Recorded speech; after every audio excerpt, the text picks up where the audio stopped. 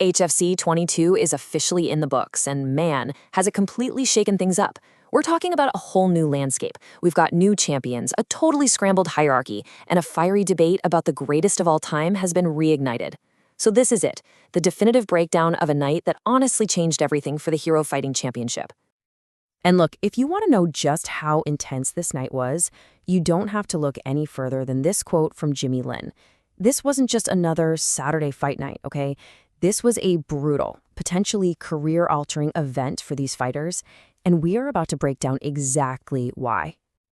Okay, so first things first, let's talk about the new blood. HFC 22 was headlined by two massive championship fights, and either one of them had the potential to define their divisions for years to come. So let's just get straight into the action. So in the co-main, we had a battle for that brand spanking new lightweight MMA title. You had the veteran striker Mark the Kicker Harrison going up against the super skilled grappler Jimmy Captain China Lin. This was a classic clash of styles, folks.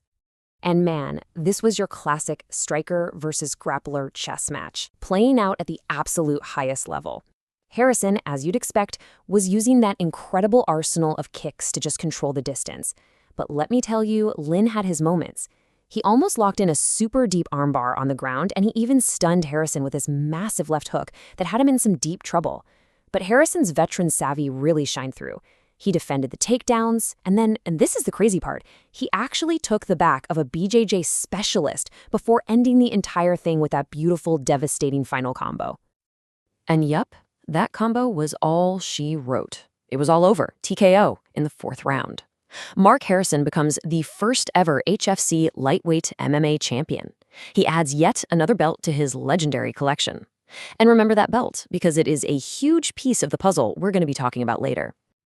All right, on to the main event. Here we had the reigning, defending champion, Elijah Davy Crockett, putting his lightweight boxing title on the line against a really tough newcomer, Cade the Pilot Scott.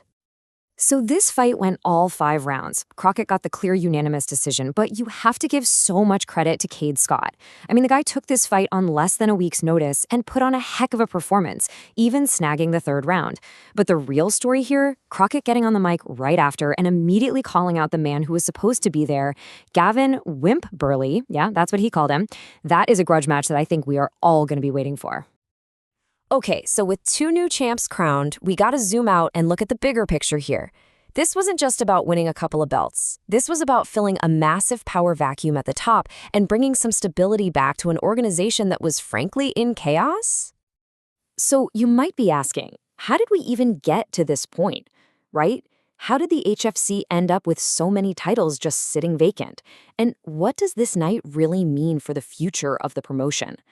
Well, to understand that, we gotta look back a little bit.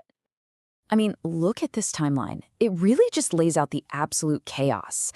Back in April, Caden Allen reaches the mountaintop, becomes a 4-division champ. Then, boom, he retires, vacating all 4 of those belts. At the exact same time, another dominant champion, Marco Wells, gets stripped of his 3 titles for inactivity. That's 7 vacant championships just floating around. HFC 22 was the first major step in putting the pieces of this fractured landscape back together. And you know what happens when new kings are crowned, right? The whole hierarchy gets a massive shakeup. So let's take a look at the immediate impact on the most important list in the sport, the pound-for-pound rankings. And wow, look at this shift. It is absolutely seismic. Before HFC 22, Dylan Wells was the king, sitting pretty at number 1. After HFC 22, Mark Harrison with that shiny new belt just leaps over everyone to claim that top spot.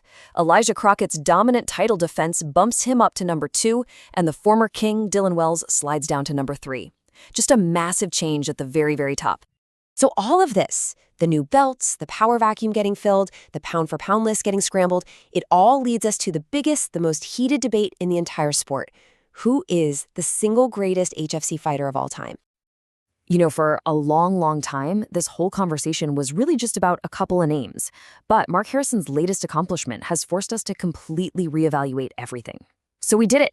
We re-ranked the top 10, and you might be surprised where everyone landed. All right, let's do this. Let's run down the new top 10, starting from the bottom up. At number 10, we've got Michael Harrison, the inaugural flyweight MMA champ, a true pioneer. Number 9, J.D. Hubble, the first ever heavyweight kickboxing champ, a genuine knockout artist. Number 8, Giovanni Tesaro, inaugural heavyweight grappling champ, an absolute submission machine. At 7, Julian Underwood, the very first HFC champion and 2023's Fighter of the Year. And at number 6, the guy we just talked about, the current lightweight boxing champ, Elijah Crockett. Okay, now let's dive deep into the top 5. So, kicking off our top 5, we have Connor Sturdivant. And his whole case for greatness, it's all about conquering the heavyweight division in 2 totally different sports, boxing and grappling. Being a 2-sport champion at the highest weight class, that is an incredible, incredible feat that absolutely cements his spot right here. At number 4, we have Marco Wells. His dominance was all about his insane versatility. We're talking 3 titles, but look at what they're in. Grappling, wrestling, and yeah, even weapons fighting. Who does that? He was the pound-for-pound number 1 for a reason. His ability to just adapt and win, no matter the rules, was simply unmatched. And coming in at number 3 is the guy who, just a week ago, was sitting at number 1 pound-for-pound, Dylan Wells. 4 title wins, including a just dominant reign as the flyweight MMA champion where he defended the belt twice, plus a kickboxing title. His resume is absolutely stellar, and he was the undisputed king of the lighter weights right up until this recent shakeup. All right, at number 2, the myth, the legend himself, Caden Vengeance Allen. I mean, his legacy is just perfection. 10 wins, 0 losses. A 4-division champion who walked away at the absolute tippy top of his game. 8 of his 10 wins were finishes. The guy never faced adversity he couldn't just brush off, leaving behind this legacy of pure, untouchable, unblemished dominance. And that brings us to number 1. And this right here, this is exactly why Mark Harrison has taken the top spot. It's the total body of work. We're talking a staggering 6 title wins. That is an HFC record. 15 finishes, which is far and away the most on this entire list. He's got multiple of the year awards spanning across different years. And now, after this latest win, he is the undisputed pound-for-pound number 1 fighter on the planet. He's done it all against everyone for longer than anyone else. So at the end of the day, it all comes down to this one question. What do you value more when you talk about the greatest of all time? Is it the record-breaking volume and the sustained excellence of Mark Harrison? Or is it the perfect, untouchable, and undefeated reign of Caden Allen? Longevity versus perfection. That's the debate. Let me know who you think is the true GOAT in the comments below. Thanks for watching.